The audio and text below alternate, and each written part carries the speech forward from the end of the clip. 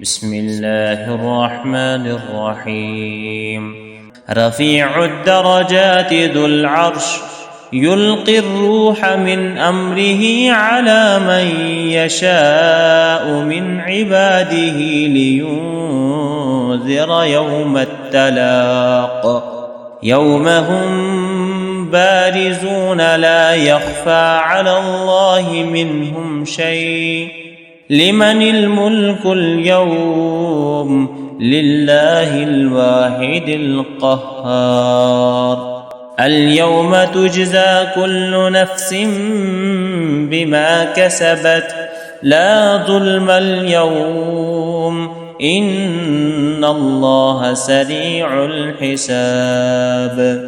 وأنذرهم يوم الآزفة إذ القلوب لدى الحناجر كاظمين وما للظالمين من حميم ولا شفيع يطاع يعلم خائنة الأعين وما تخفي الصدور. والله يقضي بالحق والذين يدعون من دونه لا يقضون بشيء إن الله هو السميع البصير. أولم يسيروا في الأرض فينظروا كيف كان عاقبة الذين كانوا من قبلهم كانوا هم أشد منهم قوة وآثارا في الأرض فأخذهم الله بذنوبهم وما كان لهم من الله من واق. ذلك بأنهم كانت تأتيهم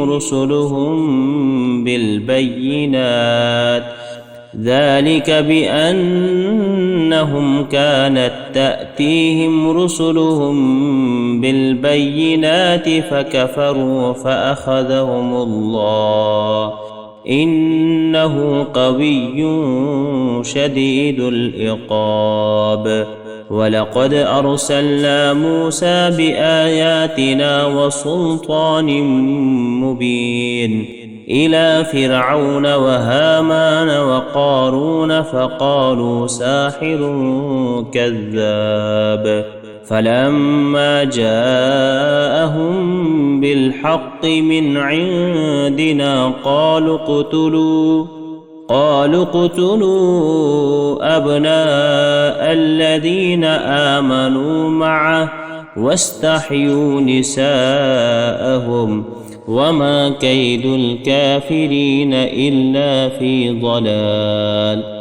وقال فرعون ذروني أقتل موسى وليدع ربه إني أخاف أن يبدل دينكم أو أن يظهر في الأرض الفساد. وقال موسى إني عذت بربي وربكم من كل متكبر لا يؤمن بيوم الحساب. وقال رجل مؤمن من آل فرعون يكتم إيمانه أتقتلون رجلا أن يقول ربي الله وقد جاءكم بالبينات من ربكم وإن يك كاذبا فعليه كذبه وإن يك صادقا يصبكم بعض الذي يعدكم إن الله لا يهدي من هو مسرف كذاب. يا قوم لكم الملك اليوم ظاهرين في الأرض فمن ينصرنا من بأس الله إن جاءنا. قال فرعون ما أريكم إلا ما أرى وما أهديكم وما أهديكم إلا سبيل الرشاد. وقال الذي آمن يا قوم إني أخاف عليكم مثل يوم الأحزاب مثل دأب قوم نوح وعاد وثمود والذين من بعدهم وما الله يريد ظلما للعباد. ويا قوم إني أخاف عليكم يوم التناد يوم تولون مدبرين ما لكم من الله من عاصم ومن يضلل الله فما له من هاد. ولقد جاءكم يوسف من قبل بالبينات فما زلتم في شك مما جاءكم به حتى إذا هلك قلتم لن يبعث الله من بعده رسولا كذلك يضل الله من هو مسرف مرتاب. الذين يجادلون في آيات الله بغير سلطان أتاهم كبر مقتا عند الله وعند الذين آمنوا كذلك يتبع الله على كل قلب متكبر جبار. وقال فرعون يا هامان ابن لي صرحا لعلي أبلغ أسباب السماوات فأطلع إلى إله موسى وإني لأظنه كاذبا.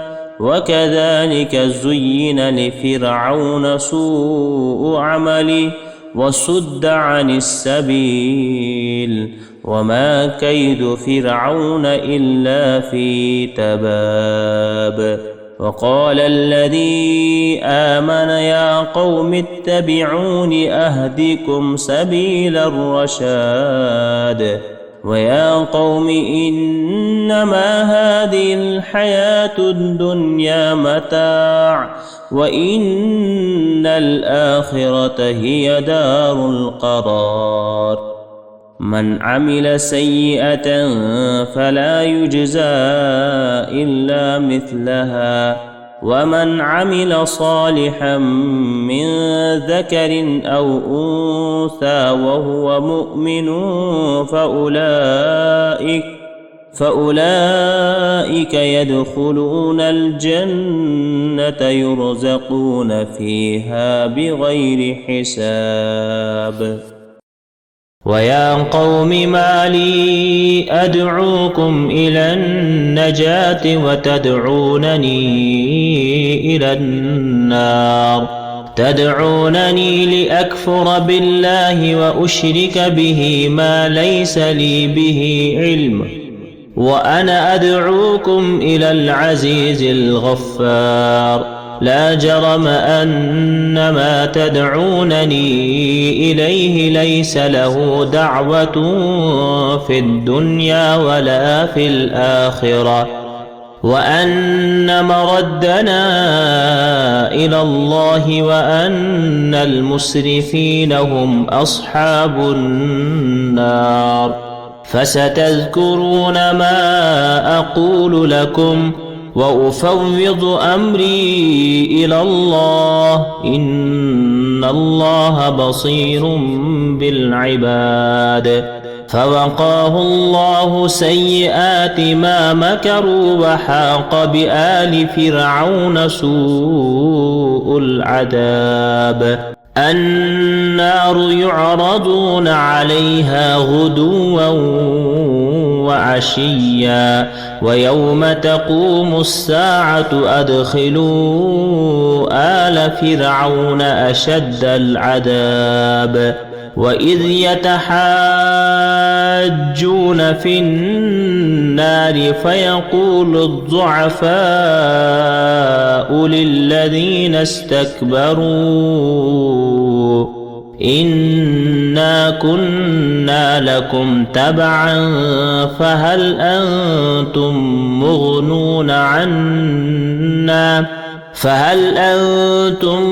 مغنون عنا نصيبا من النار